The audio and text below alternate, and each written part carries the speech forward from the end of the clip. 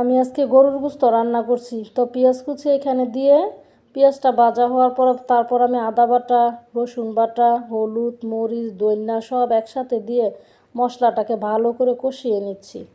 তো আমার কষানো হওয়ার পরে আমি এদিকে গরুর গোশতটা আবার অ্যাড করে দিচ্ছি, দিয়ে তারপর ভালো করে নেড়ে চেড়ে আমি এখন সরা দিয়ে ঢেকে রাখবো।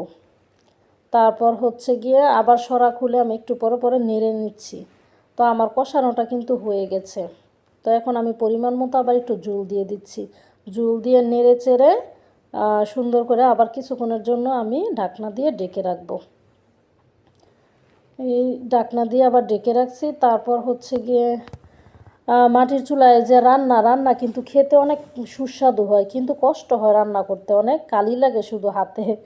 তারপর কালারটা এমনিতে সুন্দর আসে না, পরে কিন্তু রান্নার কালার কিন্তু অনেক সুন্দর আসে। দেখেন কালারটা কিন্তু অনেক সুন্দর আসছে, আর খেতেও মানে অসাধারণ মজা হয়েছে গরুর গোশত রান্নাটা আমার। এটাই।